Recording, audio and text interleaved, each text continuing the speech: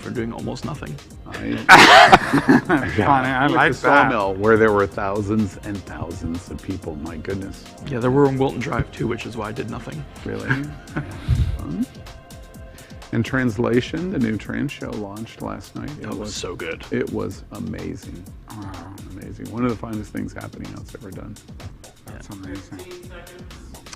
We have tons of news, and especially, did you hear? President Trump never really liked us after all. I'm so shocked. Gasp. Well, welcome to Queer News Tonight, the world's first and only LGBTQ daily evening news. It's time to queer up the news. It's 8 p.m. Tuesday, June 1st, the first day of Pride Month. And we are literally out of the closet and into the headlines. So many of your important stories we are going to tell this evening on Queer News Tonight.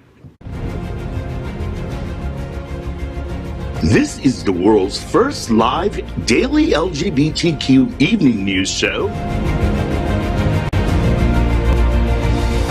Out of the closet and into the headlines on Queer News Tonight with Al Ferguson. Thank you for joining Queer News Tonight. This is the world's first and only unedited live LGBTQ evening news show. Whatever happens, you'll see it.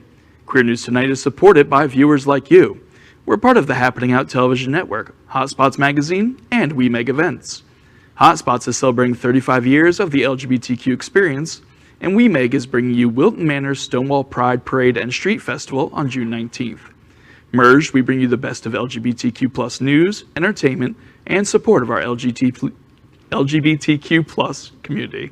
Well, this evening we bring you the news of and a perspective representing the LGBTQ+ community from South Florida, America, and across our planet.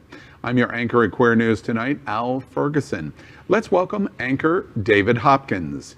He is well known here in LGBTQ South Florida as an officer for the Lambda Men's Brotherhood, a nonprofit organization focused on building a legacy of gay philanthropy with the mission to identify and help fund critical needs in our community through social and fundraising events. Since 2005, they have raised and donated over $200,000 in grants to local and national nonprofit organizations that serve vital needs in our community. Welcome, David. Hey everybody, thank you. And don't forget, you can go to lmbftl.org to donate. Next, let's welcome anchor Gordon Woodworth III. They identify as a pagan and as a genderqueer, non-binary Gen Zer. They're currently a data entry and triage specialist at the nonprofit organization Broward House, a not-for-profit social services organization with nearly 30 years of providing services for our community impacted by HIV and other chronic health challenges. They are now also running an alt-space VR channel called Pagans in Virtual Reality. Good evening, Gordon. Thank you, David, and happy Pride, everyone. Yay. Let's welcome anchor Gabriel Pabon.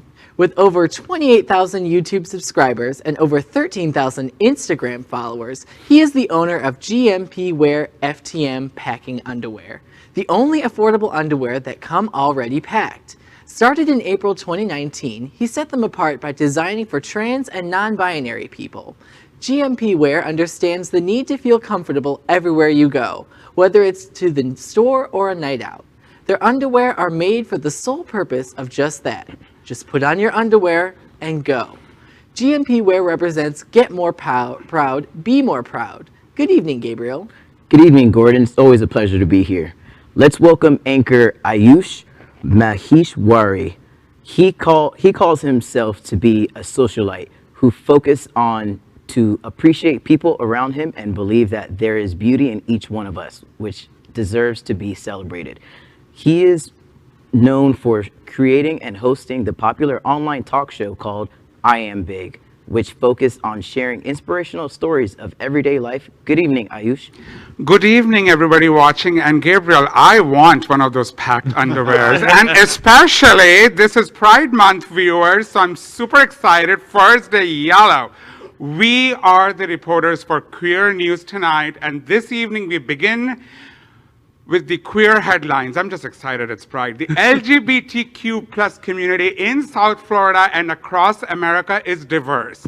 Our community across the world is vast, and here are the bullet points of the queer news for today. First day of Pride, Tuesday, June 1st. So good to be with everybody. Well, let's begin by queering up 40 years of Fauci, HIV, and AIDS.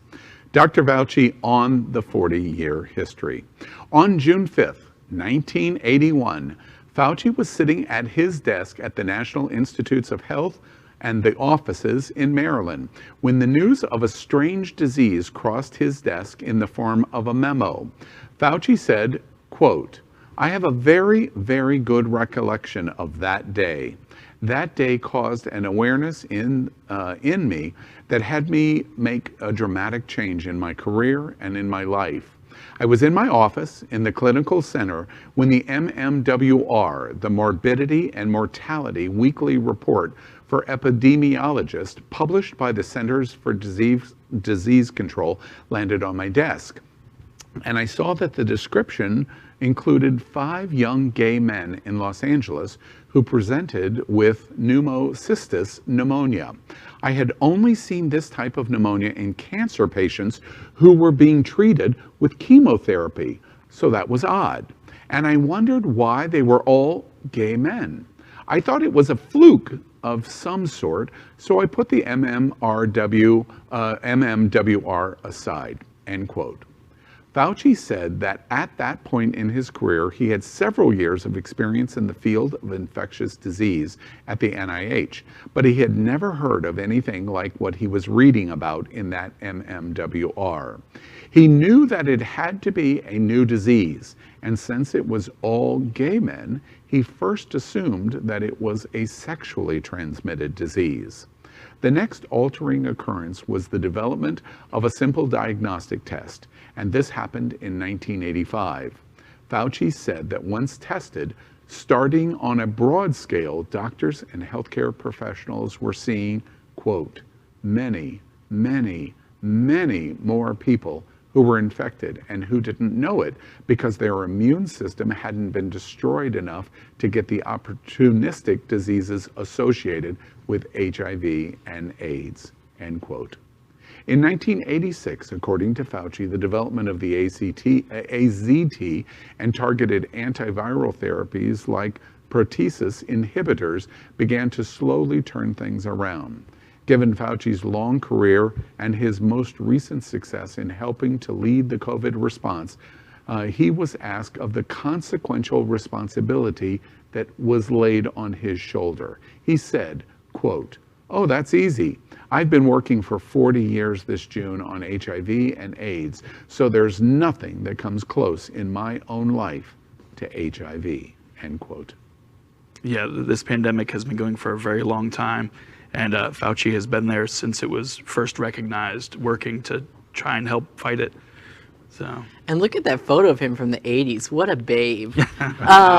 But I do want to say that it's interesting that we have, you know, people like Dr. Fauci that have been working on this since before I was ever alive. And we've come from a point where millions of people are dying and we don't know what's going on to practically nobody dies from this disease in the United States anymore because we can get treatment for it and we know how to deal with it. It's just that now we're still dealing with the stigma of it. So that's why I always come on the show and say, I'm HIV positive and we should talk about it because it's a disease. It's not something to be ashamed of.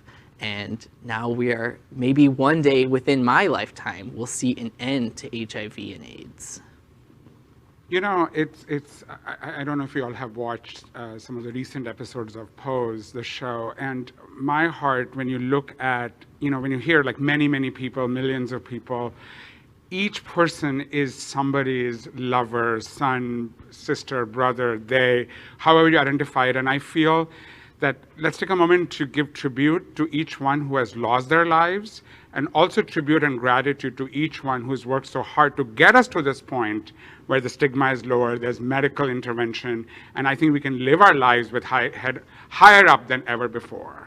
You know, June 5th, 1981, when I listened to Fauci in this interview, It was significant to me because I was just coming out as a young man, just finishing high school, and what a shocking moment for him, because I can picture him reading this report going, wait, what's happening here?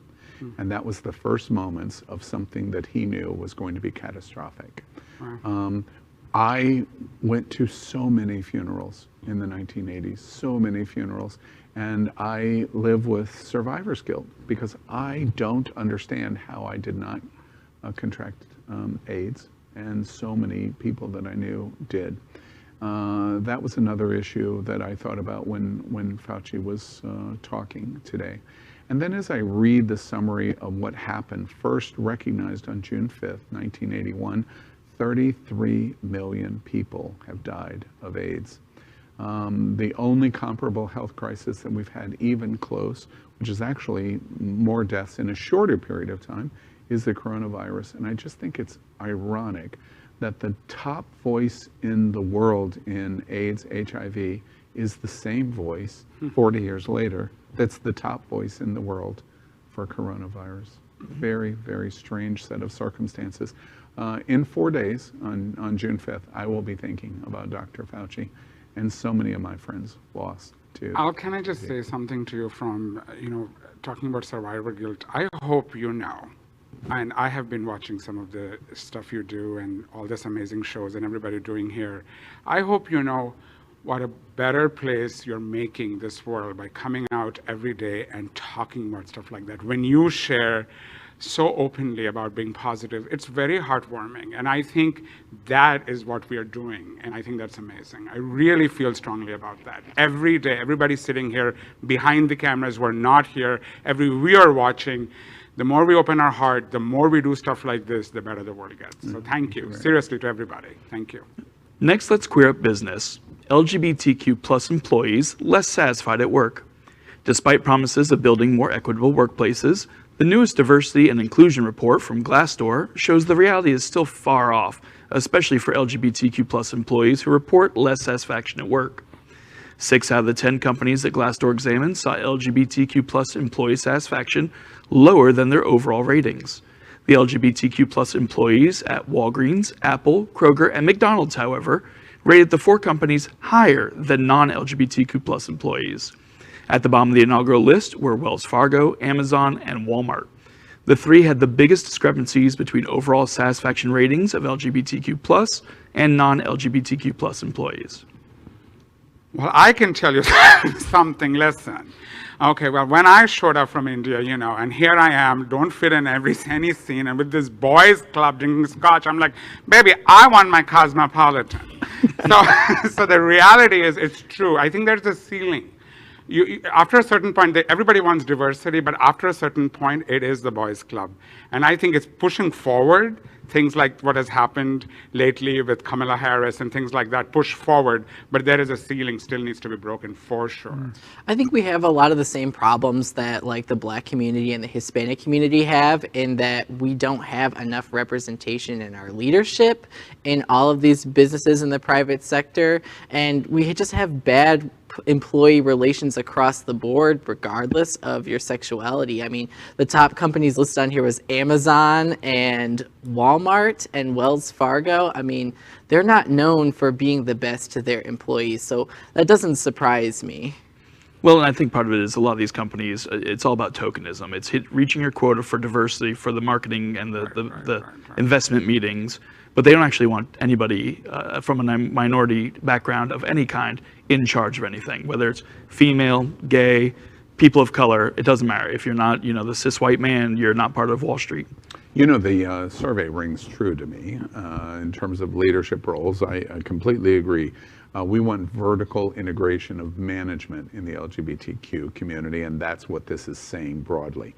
But more specifically, I think it's very interesting that the businesses that are excelling in LGBT representation, McDonald's and Kroger, apparently we are very happy with our food, and Walgreens, we're apparently very happy with our pharmaceuticals. So if you work at those businesses, you're doing well. And oh, by the way, Walmart, you you need to be doing better. One thing that does surprise me, however, is Wells Fargo, because Wells Fargo is generally considered one of the most embracing LGBTQ businesses in the entire world.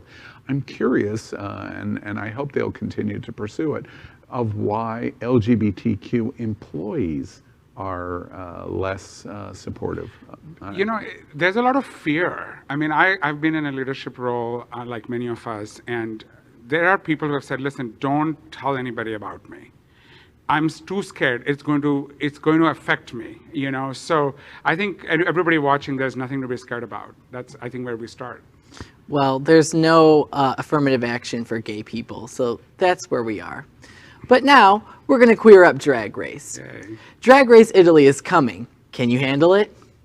Not stopping until every province, parish, and outhouse has its own drag race, Rude takes over Italy. It's just been reported that Italian TV network Discovery is producing their country's iteration of the global phenomenon.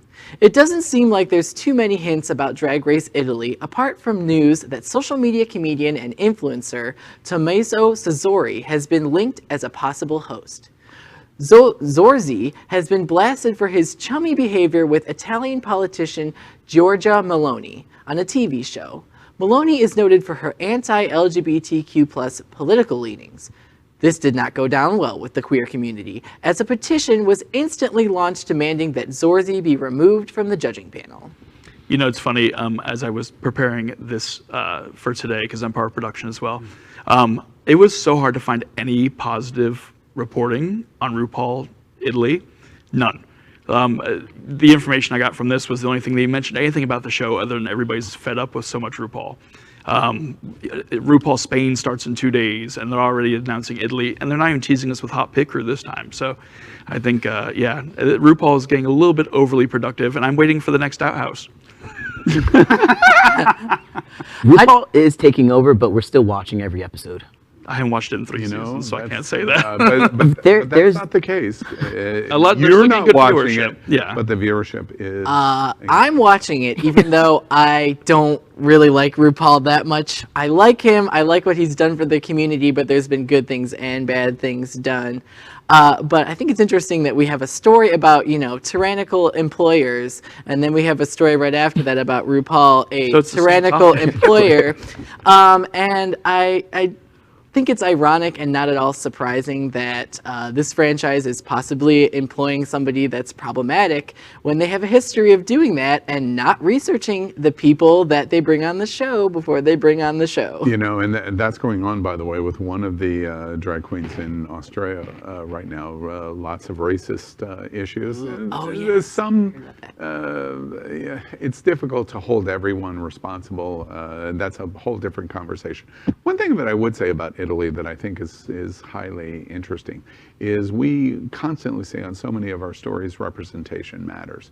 If there's one place that a RuPaul's Drag Race could have significant effect, it's Italy, because the church in Italy is the dominant decision maker of politics in Italy, and a show, if popular and watched like RuPaul's Drag Race, can have substantive and valuable effects on the drag community and the LGBTQ community. So whether you're tired of RuPaul or not, or the drag race inclinations, there's value of having RuPaul's Drag Race in Italy, in my opinion. Next, let's queer up gay apps.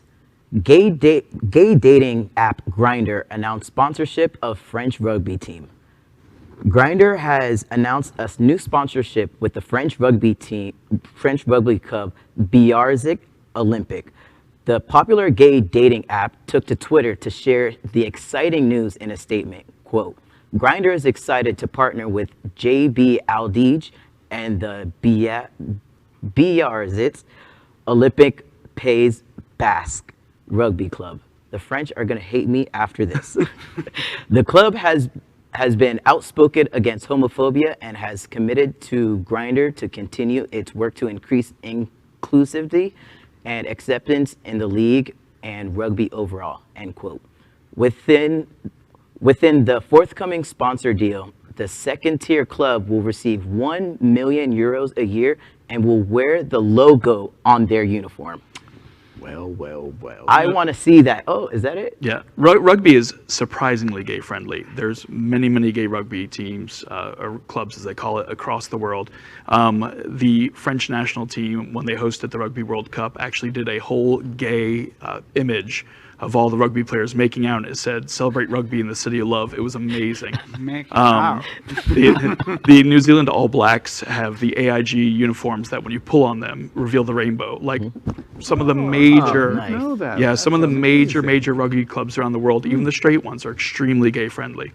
It's like gay football on the beach, right? Hey. So it sounds perfect. And I'm like, leave it to Grindr to get all these men dressed up to knock some balls around. I love it. It reminds me so much of when Pornhub hired the street plows to plow the snow in New York. It's the same idea, and I love it. Just provoking the straight people. I have to say, being a baby boomer, the story surprised me because as embracing as the sport of rugby has been to the LGBTQ community, specifically gay men, this story still surprises me because the fundamental linkage of rugby and rugby playing to, we're not talking about the embracement of LGBTQ, we're talking about the embracement of the gay app of Grindr and what is fundamentally behind Grindr, which I have no issue with at all.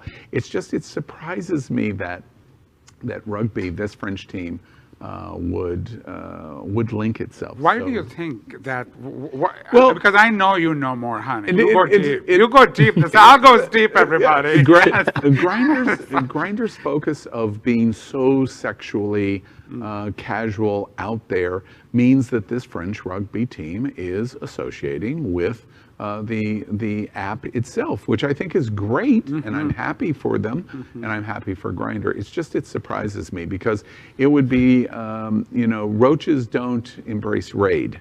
And that's not what this situation is, but it takes a step in that direction of going, this is kind of an interesting partnership. Sorry, I was going to say, I got to lose another 50 to be on that Grindr, honey, but yeah, go ahead. I'm listening. I just want to know what a game is going to look like with the fans putting the jerseys on also. We're just going to walk around with Grindr jerseys. Stands. Maybe Oh we my need your goodness. underwear there, too. The Instagram photos coming are going to be, I guarantee you, we're going to be showing them on. Maybe this is like a tonight. secret plot to get gay people to like sports. This is going to be the #1 selling uniform right now. Well, anywho, on that note and visual, next let's queer up gay culture. White Party founder Jeffrey Sanker has died. Hey, Jeffrey, rest in peace.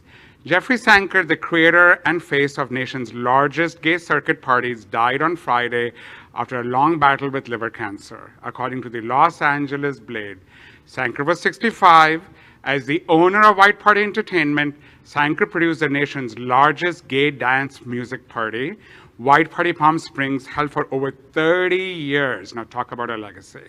Though canceled last year because of COVID and postponed until Halloween this year, the event regularly attracted tens of thousands of queer men to the California desert city, pumping millions into the economy and donating a percentage of proceeds to groups like Desert AIDS Project, the Trevor Project, and the Gay and Lesbian Elder Housing. I think we should just take a moment to celebrate the legacy of what he did. I was reading earlier that it was not easy to have parties like this. So for everybody who has partied with him or because of him or partied today, that absolutely is something he started in a lot of ways. Well, and then as somebody who does parties for charity, it's not easy. It's a lot to do, and to create something that's world known like he did is so inspiring and amazing. The Leather Mask Ball just celebrated 15 years, and we get 400 or 500 people.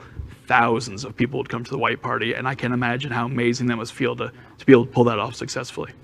Yeah, I'm glad that we're talking about this, and I think it's important that we say his name because, when I explain gay culture to people who are not gay, I always say we don't have churches, we have clubs, and we have parties, and we have gatherings. We create spaces for ourselves because there were no spaces for us. And this is a space that was created for us, by us. And it's, been going for 30 years, so it's going to be one of those, or is now already one of those things where there are specifically gay men out there that are talking about this party, like how people talked about Woodstock. This is a time, this is a place, this is where we were, this was us living, this is our history. So we need to talk about it. We would be remiss at Queer News Tonight if we didn't draw back attention to Jeffrey Sanker on New Year's Eve. Puerto Vallarta happened this year. There was a lot of criticism. Gays Over COVID formed because of Jeffrey Sanker of the event and his nightclub in Puerto Vallarta. That episode and that story is closed. So that's not the focus of tonight's story about Jeffrey's passing. I posted yesterday on my social media that Jeffrey Sanker is an icon in the LGBTQ community. He created things long before anyone ever even dreamed it was possible to create. I mean, come on. He's had events and parties that have had Madonna attend and Lady Gaga perform at because of the organization and strength of parties that he has created, of course, most famous of all, Palm Springs White Party. He's also been quite charitable, but beyond the charity and beyond the parties, he created LGBTQ icon footsteps for us to follow in. Love that. My post yesterday said Atlantis events and cruises would not have existed if it was not for Jeffrey Sanker. He trailblazed long before Atlantis formed. He trailblazed long before I created RuPaul's Drag Stars at Sea, and I did cruise events all over this planet, and they were modeled after Jeffrey Sanker's platforms of events all over the world. He is an icon in our community. His passing is sad. He will be remembered. He started something before anyone else started, and he should be congratulated and remembered forever because of it. Well, next, let's queer up politics. Donald Trump, have you heard, was repulsed by LGBTQ plus people. That is the claim of fixer Michael Cohen. The disbarred lawyer told the Raw Story podcast that as much as Trump and his cronies sought to paint him as a modern Republican, and by the way, remember the phrase, the most pro-LGBTQ president in history, a bomb of sorts for the party of Republicans so often seem out of step of current society, he was anything but supportive. Cohen said of Trump's views of the queer community, quote, this is Michael Cohen saying this, he thinks about them as much as he thinks about, well, nothing. He doesn't care about the community. In fact, he's basically repulsed by the community. He doesn't care if you're LGBT plus because you don't mean anything to him. End quote. This is not a surprise, though. Not at all. Not at all. And anyone who paid attention to all the anti-trans bills he tried to pass, all the day he took office when he took down the White House Pride page, 4 years of being president, he never once recognized Pride Month in June, which Biden did yesterday already. He never wanted anything to do with us. He never cared about us, except for when he scribbled gays for Trump with a Sharpie on a rainbow flag to try and get votes. And held it upside down, by the way. But it's so funny because we have always been just like a political pawn for him. I've always felt that way, that he's the type of politician who will say whatever he's got to say to get the right amount of people to support him so he can win. And that's what he did with the gay community. And it's ironic to me because you can't be the leader of a party that's literally legislating against our rights currently, and then also claim to be the most pro-LGBTQ politician in history. So, Al, I'm going to, again, because I love how you've been around, I think, a little bit longer than I have. I haven't checked your ID. But I think, we whenever stuff like this comes up around Trump and all of that, we obviously have some very strong opinions. How are we going to make a bridge to, if we want more acceptance, if we want the laws to change, if we want more affirmation at work, ultimately by consistently talking on this tone, we are still segregating ourselves. What can we do in this post-Trump era to build that bridge so any viewers outside of our LGBTQ plus family and friends can watch this and not be repulsed by it and actually support us? That's my question. I think we've already taken the first step. On in November of 2020, we elected President Joe Biden. Yeah. That was the number one thing. What we've watched in the first 120 to 50 days of the administration in 2021 is the most pro-LGBTQ president and vice president in history. Those are the steps. We must now follow through and make sure that the midterm elections come, the 2024 election comes. One interesting thing about this story is whether you believe Michael Cohen or not, and frankly, I do believe Michael Cohen, he has an axe to grind, but his axe is pretty good, and he's got a pretty good reason to grind the axe. One of the things that I think is interesting is Gordon's observation about pawns. And let me remind everybody on this story of Trump and what he really thinks about us, of the pawns that were really the pawns.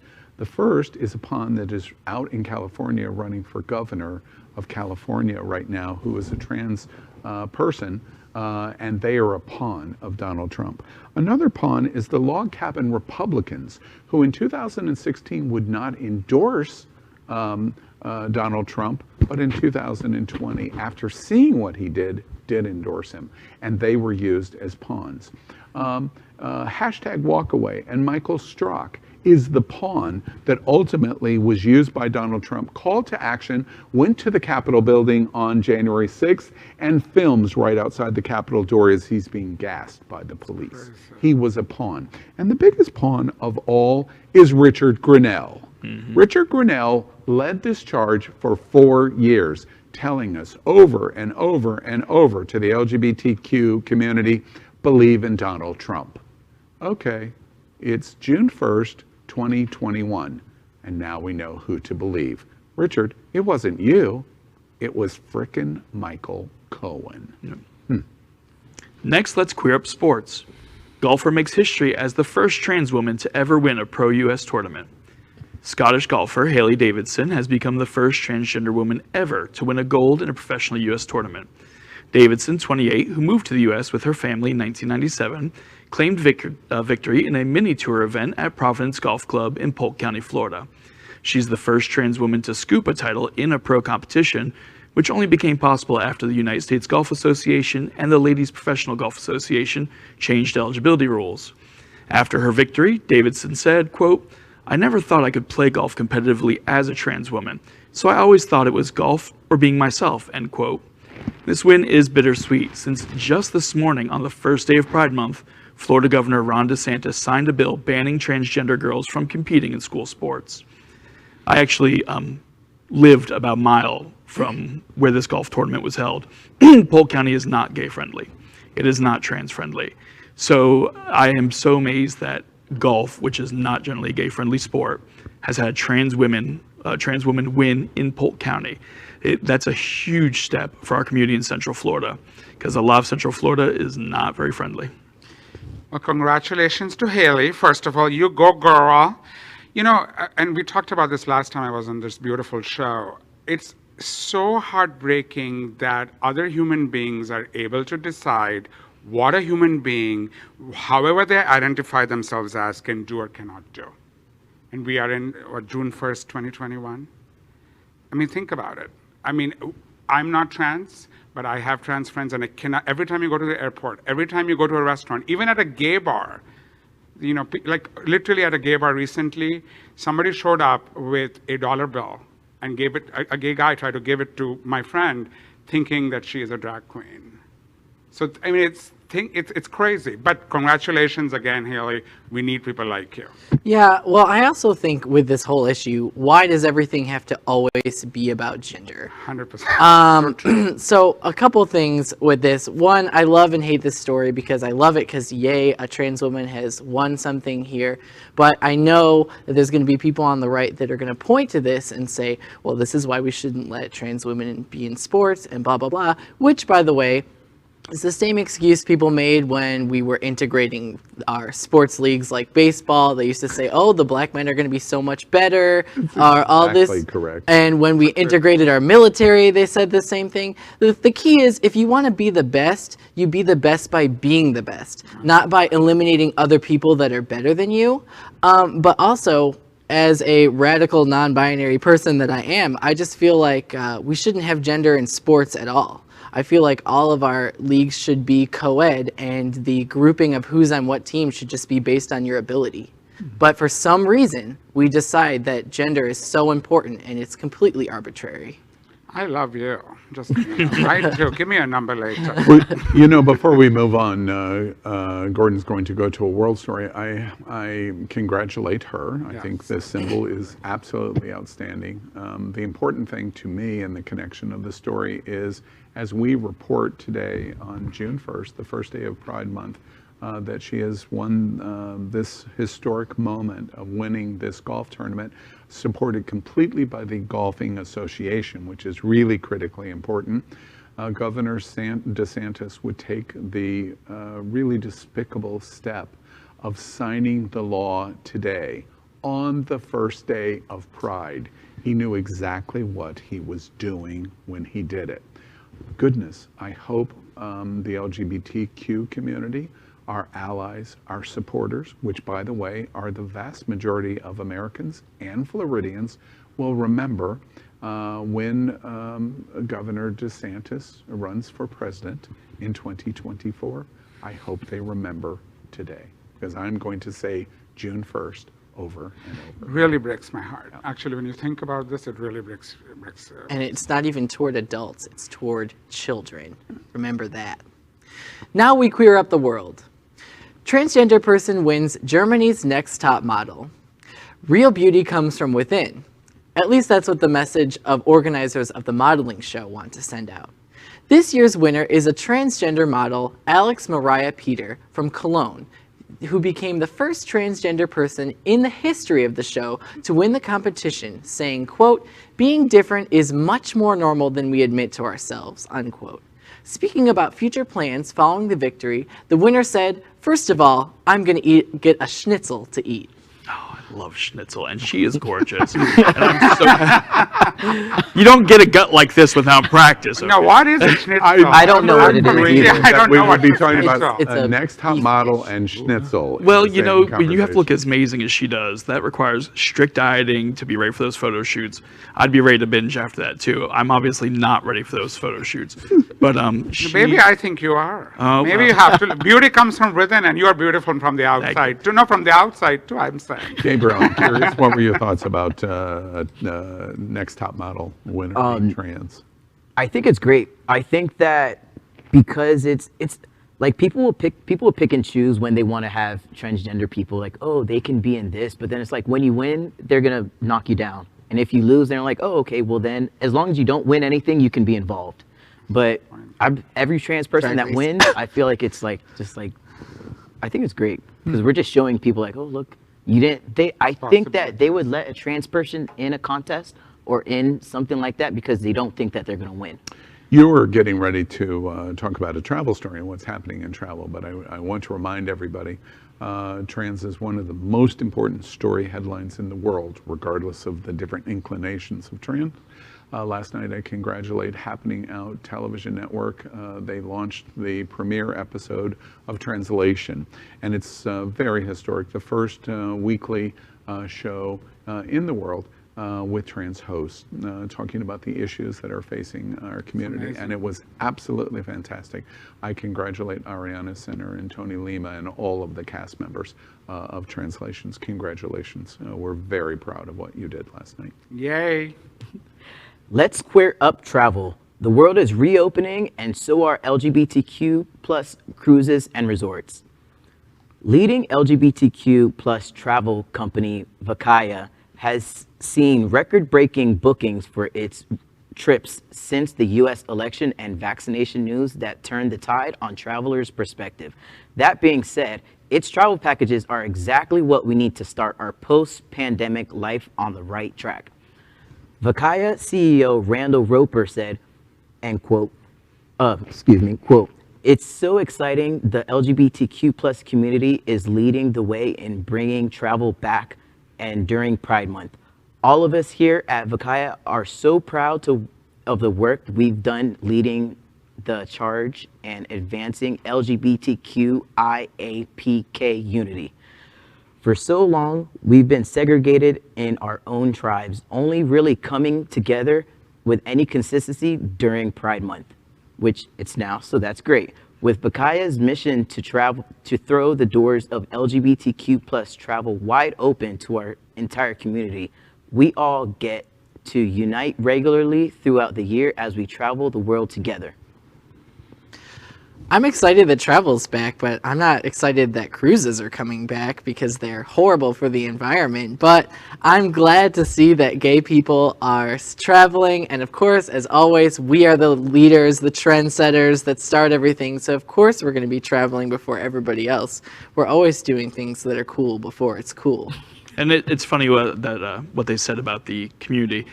Working in the leather fetish community of my charity organization, we'll often reach out to other parts of the community wanting to partner together for events or even to raise funds. And oftentimes they don't want anything to do with us as part of the leather community.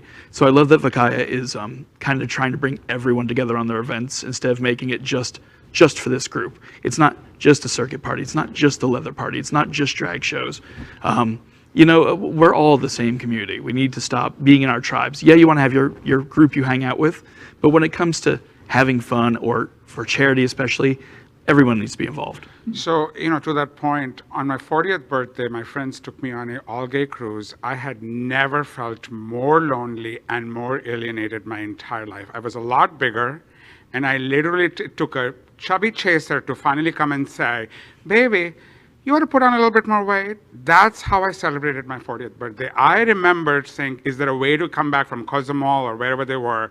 So to your point, I completely agree with that. And I think that folks, people have been cooped up. People are finally traveling. Be nice, be loving. Come on, you already paid for the ticket. It doesn't cost any more to just love. We need love. We need love. We need love. I wouldn't say that more. I congratulate Vakaya Yes. completely. I was going to make I'm glad travel is coming back, and until David told that very personal story, I was going to make a joke that on his 40th birthday he was on the Titanic, but now it wouldn't be so appropriate. Ale. You like how I say ale? Well, and that's our queer headlines for today. So let's catch up on the LGBTQ news surrounding COVID-19 with our special segment called Quarantine Quickies. Queer News Tonight has been LGBTQ America's most important news source on the pandemic, as we have reported on the coronavirus every news broadcast since January 6th, 2020. Tonight, we report the devastating effect the coronavirus has had on the American and worldwide LGBTQ community in total cases and deaths. But we also provide hope of a new light at the end of this long tunnel. As of tonight, more than 2,387,000 LGBTQ plus Americans have contracted COVID-19. We've watched the greatest single-year LGBTQ health crisis of our lifetimes. More than 42,000 LGBTQ Americans have died from coronavirus. But the news is improving because as of today, more than 294 million vaccination doses have been administered in the U.S. Yay. Now the question is the number of what the CDC calls breakthrough cases. This means after you are fully vaccinated, how many continue to contract COVID-19? As of May 24th, 2021, more than 130 million fully vaccinated people exist in the United States. Next, the CDC is monitoring serious infections that cause hospitalizations after being fully vaccinated. Again, the results are incredible, with only 2,545 hospitalized in America. Finally, the most important number is how many COVID-19 deaths for those that are fully vaccinated. CDC reports that as of May 24th, only 439 Americans who were vaccinated have died of COVID-19. This makes the coronavirus vaccine one of the most impressive medical achievements in history. I am so excited because I'm so pro-vaccine, and this just proves it. All of the things that they're saying about it being dangerous, about it being all these different things are false. It is safe and it is effective. I mean, I haven't started getting 5G yet, except for on my phone. But yeah, the vaccine, you can catch coronavirus once you have the vaccine, but you don't get hospitalized. You don't pass it on to others, and you don't die. And that's the most important part. Yeah. The most important is the comparison. 130 million Americans are fully vaccinated, and of those 130 million that were fully vaccinated, while tragic, there has only been 439 deaths. It's amazing. It's incredible.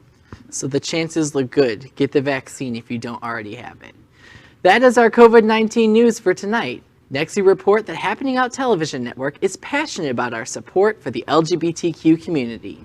An example is Sunshine Cathedral, the world's largest queer church here in Fort Lauderdale. We are broadcasting from our permanent set here at Sunshine in supporting that partnership. I love the Sunshine Cathedral. The network broadcasts the largest LGBTQ plus religious broadcast in the world, with more than 30,000 watching every Sunday. 30,000, folks. You add to that. Come on now, folks. More than 30,000 watching every Sunday at 10:30 a.m. Eastern, and it's totally live. We encourage you to tune in.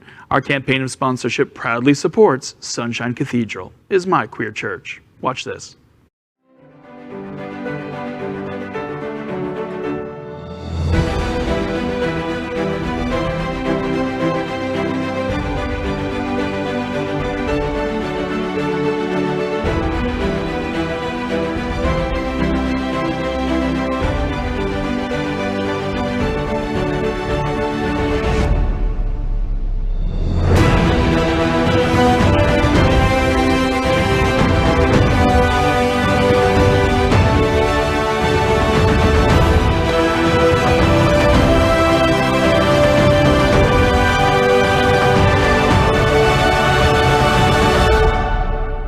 I'm Taisha Best, your queer community servant, and Sunshine Cathedral is my queer church. Finally, we thank our Queer News Tonight's hotel sponsor, Best Western I-95 Fort Lauderdale. This is the closest and best choice to the famous Wilton Drive, and our hosts and guests stay at this LGBTQ ally partner. We encourage you to stay here when visiting South Florida. Welcome to Q's Q&A on LGBTQ health and pandemic. For nearly a year, this segment has been unique in America, answering your LGBTQ community questions about our unique health needs. We are proud to have Queer News Tonight health anchor, Dr. Howard Grossman. Dr. Grossman, he's amazing. He is an American pioneer in HIV/AIDS medical treatment and was the executive director of the American Academy of HIV Medicine. He is a nationally recognized medical expert and proud member of our LGBTQ plus community. Good evening, Dr. Grossman. I know you are an amazing human being. I know. I can look at that smile, folks. Everybody watching, look at that smile. Hello. I love you already. Hello. Okay. Good evening. Good evening to our show. And Howard, just double checking, I might have technical at my end. If you can double check on your mute, and production's checking also. I'm going to continue on and see where we are in sound. Can you hear me? And I do not, Steve. Oh.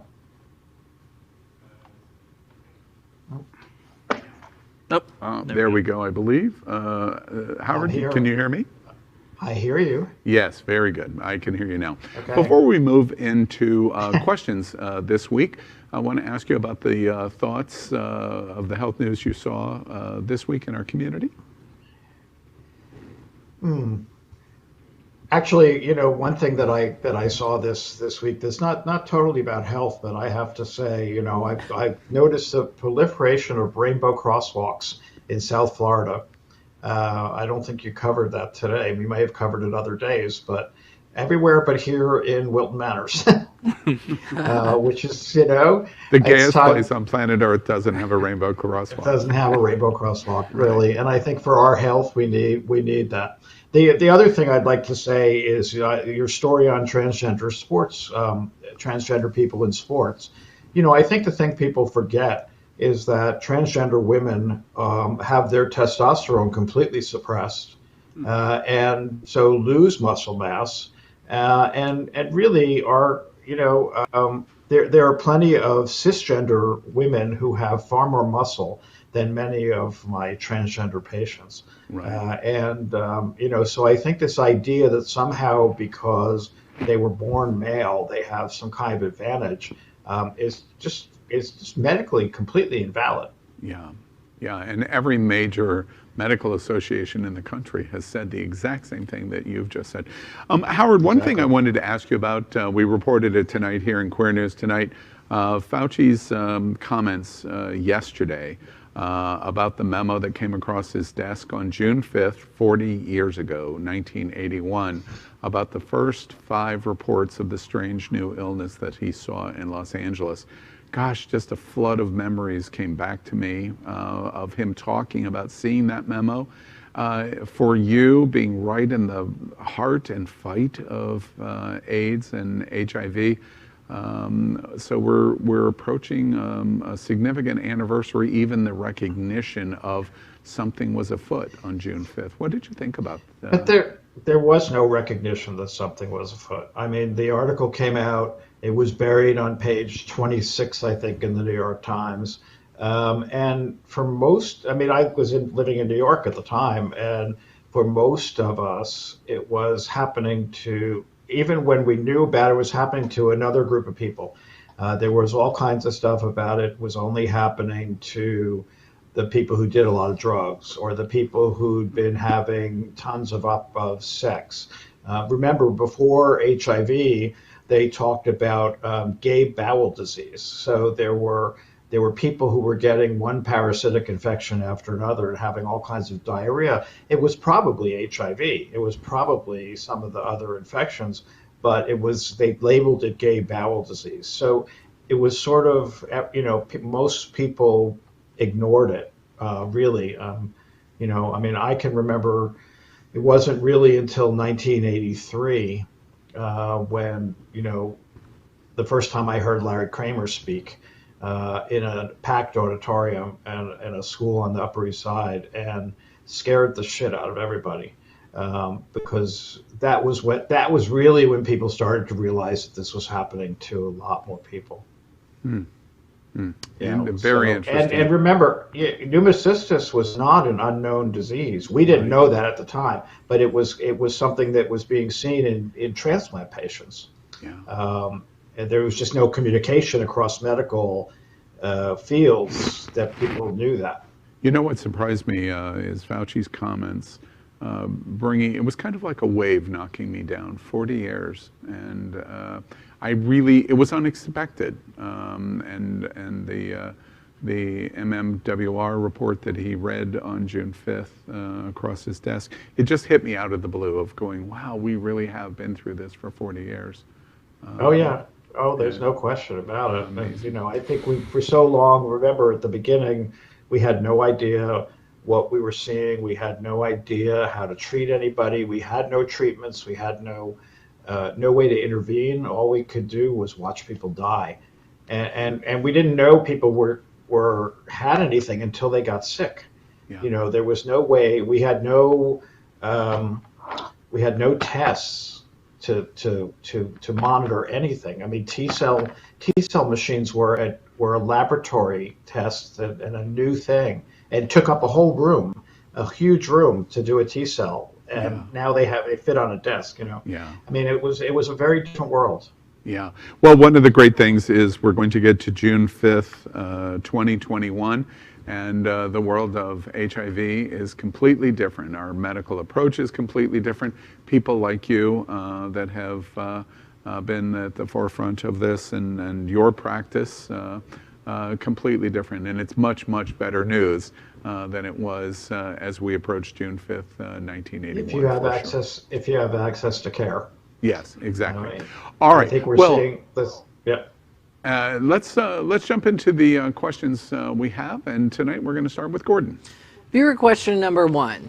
I saw on the news that COVID-19. Hi Howard. I saw on the news that COVID-19 might have spread from from lab workers who got sick in China. Does this matter for treating it? No, it doesn't matter at all. I think it's a political question. It's one that needs to be worked out. We have no idea what the Chinese were doing. Um, and as most things are in China, it's very obtuse. It's very unclear what the government does and doesn't do, what it knew and didn't know. So I think from a political point of view, an epidemiologic point of view, it's important, but from treatment, it's not at all. Okay. Dr. Grossman. Because it's not like it was a hidden virus. I mean, we know the structure of the virus, and we've created vaccines based on that structure. So what are they going to teach us? Okay. Dr. Grossman, Governor Ron DeSantis said cruise lines in Florida can't require a vaccine passport. Do you think this is safe? I mean, Governor Death Santis? Well, I know who you're voting for in 24. Yeah. Well, first of all, he doesn't control interstate or international transportation. Most ships are registered internationally. So I don't see where he has any control at all, number one. He's making a big fuss about it. Number two, I actually had a person who works for one of the big cruise lines in my office today, and they are, in fact, they have two different cruise lines, one that attracts mostly adults, and they are requiring that people be vaccinated. 95% of people on the ship have to be vaccinated. Then they have another line that also attracts a lot of kids. Well, kids can't get vaccines, so they are requiring testing prior to embarking on the ship. So they are planning to, they're not fools. They don't want people getting sick on their ships, and they're doing test runs. They're seeing if this system works, but no matter what he says, they already have their plans in place. And if he doesn't let them do it here, they'll move somewhere else. Yeah. And Get your vaccine. Miami. Get your vaccine. It's absolutely clear. By the way, we're reporting tomorrow in Queer News Tonight. There's a concert at the end of the month in St. Petersburg, Clearwater. And it's a group of bands in this concert that you attend. And if you're vaccinated, the ticket is $30, $40. If you're not vaccinated, it is $999.99. Well, get vaccine, and people. They take you in, so nobody can reveal whether you're vaccinated or not. You prove you're vaccinated, and that defeats DeSantis's ridiculous vaccine passport situation. Dr. Grossman, before I ask the viewer question to you, I just want to thank you from the bottom of my heart, and also on behalf of our community, for being amazing, coming on our show, and being so supportive. Thank you, really. And I'm going to give you a kiss. No, take it, honey. And this is, I'm vaccinated. Thank you. Okay, Florida. And you're from India. Okay, so yes, baby. Do you like Indian food? I bet you've heard of Ashok Raghavi. Yes, I have. Of course, I have. Yes, and he was in Today Mumbai. Today is Ashok's birthday. Oh my God. Ashok, they call Ashok the Larry Kramer of India. Yes. He's probably the most outspoken gay man in the entire country. Yes. And today is his birthday, so we should give him a shout out. Yes, here, Ashok, here we go. Okay, well, the question is, thank you. Florida said it won't report COVID numbers for the holiday weekend. Why? Anyway, sorry, oops. Will this cue the numbers? Of course it will, because when they start counting again, the next day is going to have a really high number, because they'll be accumulating all the numbers from the weekend. They've done this before, and it makes Florida look weird. Our numbers look weird. But I will say this, looking at the New York Times today, Broward County, where we are, has now gone from very high risk, purple color, to high risk, orange color. So we are improving, and apparently, we were saying just a couple of weeks ago, only 30% of people have been vaccinated. Now it's up to about 51%. Yeah. So I think things are moving. If they're moving here, they're probably moving in other places as well. Yeah, absolutely. And get your vaccine. The science of statistics of the validity of it are undeniable. A miracle. A medical miracle. Well, that is tonight's Q&A on LGBTQ health and pandemic. We're here every Tuesday with Dr. Howard Grossman to answer your questions. You need any medical assistance? And we're LGBT, of course we do. We encourage you to contact Midway Specialty Care Center. They have 10 locations here in Florida. And of course, especially Dr. Howard Grossman right here in Wilton Manors and all across serving South Florida. Thank you, Howard. We're glad you're with us again. Thank you all. Thank you. And that's today's news for the LGBTQ plus community on the world's first and only daily LGBTQ evening news show. Is our community important than you? Then help us by liking and subscribing. Ring the bell for updates. Share this news with your friends and family. Post this broadcast in the many groups you are a member of. Tonight's story is about our community deserves the attention of your friends and family. Queer News Tonight is the only live LGBTQ plus digital television news in the world, and that is out of the closet and into the headlines. We need your support, and I think we got it. If our community is to grow, we must tell our stories. We bring them to the attention of the broader world. This is the only place in the world that tells these LGBTQ plus stories in motion and sound. That is the passion of Happening Out Television Network and Queer News Tonight. I'm your anchor, Al Ferguson, and on behalf of these LGBTQ plus reporters, the anchors of Queer News Tonight, including David Hopkins, Gordon Woodworth III, Gabriel Pabon, and Ayush Maheshwari, we will see you daily, and that means tomorrow night at 8 p.m. Good night. Happy Pride. Good night.